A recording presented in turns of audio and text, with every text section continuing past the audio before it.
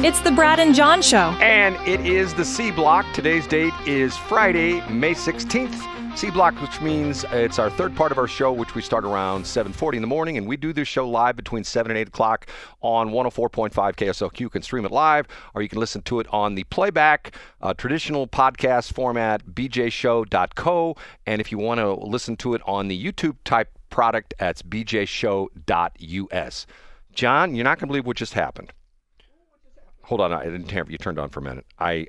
You're not going to believe it. You're not going to believe what just happened. What just happened, Brad? In the last break, we were talking about the fact that I called KWMU and tried to promote them to buy some advertising on my station. They returned my phone call. Oh, they did. And what did they say? I bet they had a pithy quote for you. Here, let me play this back on the air. Okay, you ready? I'm ready. This is someone from KWMU. I don't know exactly who, but some staff member. What would you do with a brain if you had one? I'm sorry. And they said that you would donate your voice box in exchange to Diane Rehm. Okay, John, you're the expert on this. Explain something to me. In the 2024 election, we had 3 constitutional amendments. We had A, B, and C, correct? No. What was it?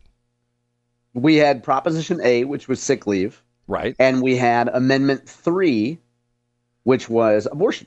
Okay, which was the betting thing? What was that? Oh, sports betting was, that would be Amendment 2, I believe. Okay, so we have A, 2, and 3, correct? Is that the way it went? That's correct, yep. It took me a minute to remember that, yeah. Okay, how is it that the legislature can modify A, but they can't do anything with the abortion thing? Because Amendment 3 is in the Constitution. Right. And it's passed by voters. And Proposition A was just a law passed by Missouri voters. I don't believe it was a constitutional amendment. There's a difference there. So the proposition can be modified, but the amendment cannot. I'm pulling a Brad Hildebrand, and I'm going to chat GPT and looking it up. Because I keep thinking to myself, okay, if they can go in and surgically change one, why can't they do the other? Why do we have to have a new election for the abortion thing when they can go in and essentially, if you don't know what we're talking about, they modified the thing where essentially they took out the sick leave. Is that what they took out, sick leave? Wasn't that what That's correct. You're absolutely right. Yes. Okay, they took out sick leave and essentially said, yep, the voters voted on this, but we think it's wrong and we took it out.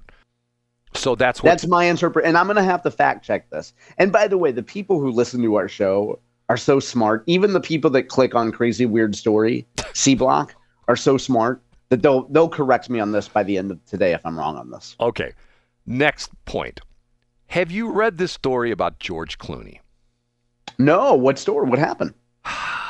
You know, this becomes the whole Jake Tapper thing. And by the way, if you want to read something funny, read the explanation of CNN essentially backing up George Clooney, because if you know, not George Clooney, Jake Tapper, if you know the crazy part about the fact that Jake Tapper, who was one of the people who never really said anything bad about President Biden, you know, he's sharp, he didn't go as far as Joe Scarborough, he says, listen up, and if you don't agree with me, F you. Remember that famous quote? He says, yeah, you're right. This is the best version of Biden I've ever seen. I've known him for years. The Brzezinski family's known him for 50 years, and he's as sharp as he's ever been. He's on his game. Right, and of course that was not true. Okay, the George Clooney thing is, if you remember, George Clooney gave this, he was one of the people that had the star-studded, extravaganza, the fundraiser. I don't know, what was that back like in April or May of last year? It's been like, over a year ago. Okay, sometime like that. And that was the infamous where Biden was out on the stage and it was time for him to leave the stage and he didn't move. And remember the story where Barack Obama, who was always also on the stage, walked up to him and sort of took him off the stage like, hey, Grandpa, it's time to go home, and sort of put his arm around him and walked him off the stage. Yeah, he looked, sorry to interrupt, he looked completely lost. And by the way, I do know the story that you're talking about because Mark Cox talked about it on his show a couple days ago. So I am familiar with this now. Right. George Clooney then wrote an op-ed in New York Times or the Washington Post or something like that, essentially saying, we need to make a change. And the reason for that was, as the story goes, he met with Biden, and supposedly he's known Biden for a long time, and Biden didn't know who he was. Now, but yet, did we ever hear this story before the election? No. Of course not. Of course that would not. undermine the idea that Joe was of sound mind and body. So this is my frustration with my profession of being broadcasters and journalists and stuff like that. How can you believe anything people tell you when you find out that they were just absolutely positively, I don't want to say lying to you, but just not telling you the facts? It's lying by omission. Right. It's not lying by commission. It's lying by omission. You know, if you know what you're writing is wrong, then okay, you've lied by commission. But if you just don't ever say anything, if you say, hey, I'm not going to write the fact that George Clooney, that Biden had no idea who George Clooney was. And there was another one I read the other day that talked about another one of the insiders who talked about, well, some days Biden would be on the top of his game and other days he wouldn't even know the names of his closest staff members. And I'm going like, okay, what is it? Isn't it the 25th Amendment? Isn't that? And remember the crazy story. You go back into the early days of the first Trump administration. Remember what they're trying to do? They're trying to pull the 25th Amendment. If you don't know what the 25th Amendment is, it came in, I believe, that's one of the last amendments. It came in, if I'm not mistaken, wasn't that after the situation with FDR where everybody... Yeah, it was something where if the president is incapacitated. Incapacitated, right. If he's incapacitated, there's essentially a way... Doesn't it involve the cabinet? The cabinet can convene a meeting and essentially... Yeah, you're exactly right. Right. So they tried to do this with Trump. Okay, I'm sorry. You know, was what, 2017? Today's 2015, okay? It's like 9 years ago, 9 years ago, okay? Do you think if you put Trump and Biden together today on stage, do you think that anybody would say that Biden was in any way in the same ballpark as Trump?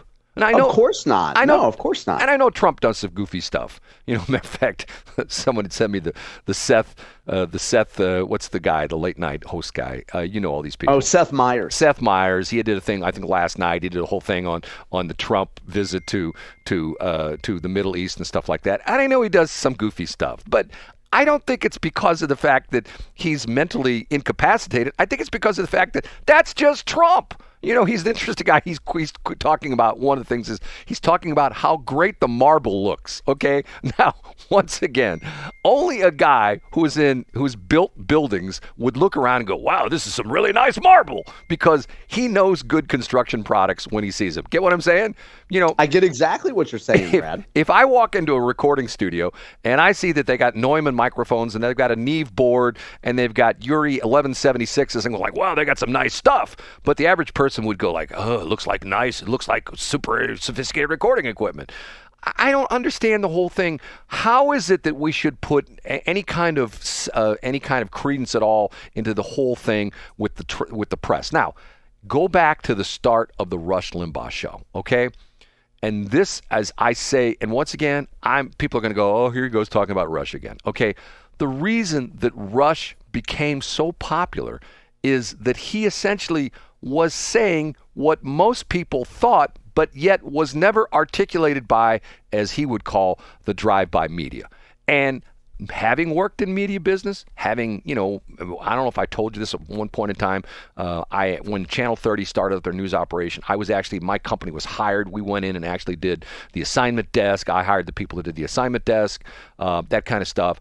I started my own news operation, which became very successful. I had 30 people working for me at one point in time. Okay, so I know a little bit about what I talk, and I got 2 stupid, useless degrees. The interesting part of this is that there are so many times on a daily basis, there are newsworthy stories that you don't see.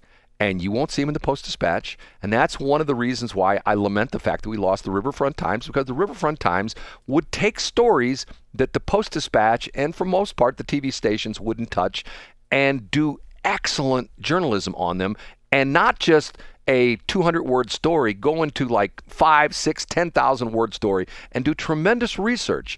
We're missing that.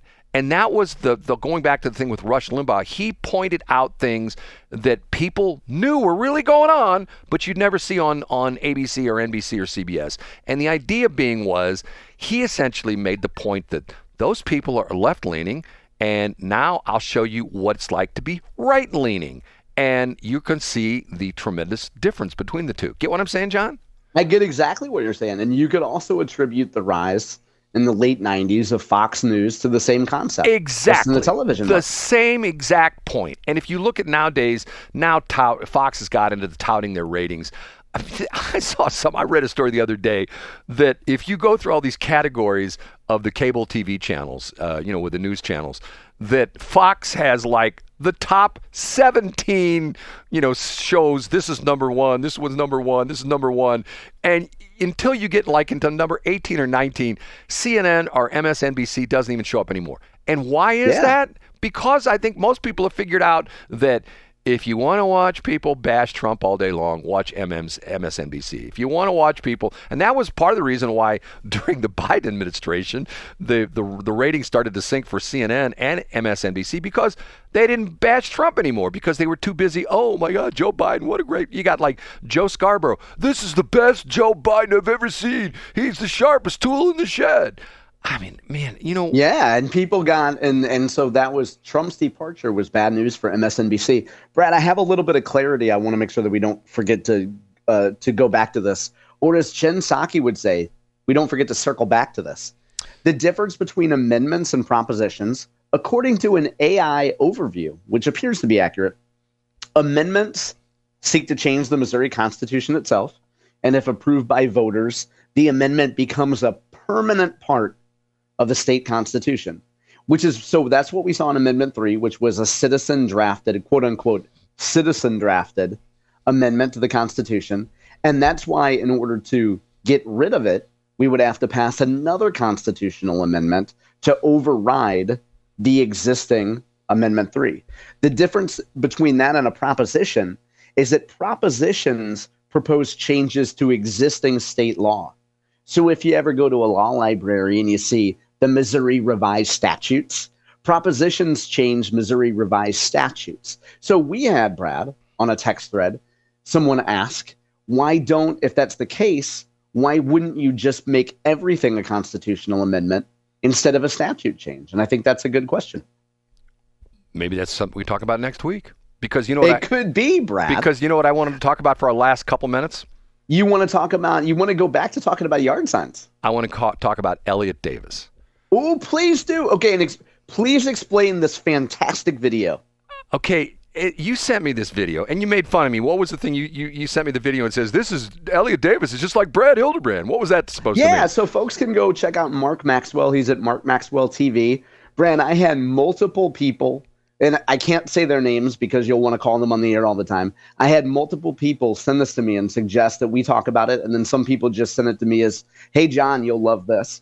Mark Maxwell at KSTK has video at a Kara Spencer press conference in which Elliot Davis is somewhere in the crowd. And, Elliot Davis is a seasoned citizen, and he has, for his phone alert, I guess his phone text notification, or when people call him, he has an alarm sound like a ring. No, it just goes. So Kara Spencer is trying to do a press conference. Right. And you have some geriatric with his phone going off. It goes, yeah, like that. Okay. First off, I have to tell you, I think Elliot Davis is losing it. I really do. I mean, for example, the thing we had a couple weeks ago where he's like doing this live broadcast, they're trying to kick me out of the board of aldermen, and there's nobody even talking to him. I mean, he's walking around saying like, they're trying to kick me out. They're trying to kick me out. And Brad, let me interrupt. That was the point where, because you've been a strong advocate of having folks like Elliot Davis do original reporting there. And that was the first time that I heard from you be somewhat critical of him, because you said that you thought he was kind of losing it. And you kind of sided with the other people on that. Well, it's one. See, here's the interesting part of the story, okay? And this is going back to my journalistic training. You're not supposed to be part of the story. Get what I'm saying? Yeah, I get exactly what you're saying. You're supposed to be the disinterested third party who is essentially giving you the facts. You're not supposed to inject yourself into the story. Now, It's a little bit different when I talk about how the fact that I got kicked out of the Bill Eigel fundraiser because of the fact I'm not telling a journalistic story. I'm telling sort of a ha-ha, funny story about how I got kicked out. That's way different. Right. And the goofy thing about this is that Kara Spencer's up there in the press conference. And I'm thinking, where the hell is his phone? It keeps going off, and it's and it's to the point where, is Elliot not have it? Is it not in his hand? Does he not hit the button that silences it? Yeah. I mean, like, why does that keep going on? And it's the only thing I could think of is that maybe he wanted to make a scene. But see, once again, he's a journalist. He should not be part of the story. I agree with that, Brad. And he should not be interrupting a press conference, and love or hate Kara Spencer. She's the new mayor. Give her a break. We got to see what she's going to be able to do, and maybe a year from now, well, man, she's worse than Tish or she's better than Tish. But regardless, if it was Tashara Jones up there, people should not have their phone. I don't care who the mayor is. Like, you just don't do that. Right. And this is the frustrating thing, I think, because for a lot of us who root for Elliott Davis, like, you like what he does and you don't want to see him continue to exclude himself. You get what I'm saying? Well, the point being is that, let's be honest, he was wrong. And he wasn't wrong once. He wasn't wrong twice. He was wrong 3 times. And when we're saying his phone kept going off, it wasn't like it chirped or, it rang once. Yeah. It kept going on. And finally, as according to the video, Kara just stops talking. And the thing's going, And, to the point where, and this is what's sort of sad, okay? I'm going to say this. One of the other fellow journalists should have walked over to Elliot and say, dude, put your phone on vibrate. Exactly. I mean, because not only is it disrupting the press conference, it's disrupting the other news stations from getting audio. You know what I'm saying? Yeah. And, again, that's a great way to turn people against you, Right. And to the point where if you're going to say, oh, they're out to get me, well, maybe they are out to get you and they have cause because you're being an anal orifice. And I said it, John. Didn't I say it right? Didn't I? You said it. You said it. You called it, Brad. Right.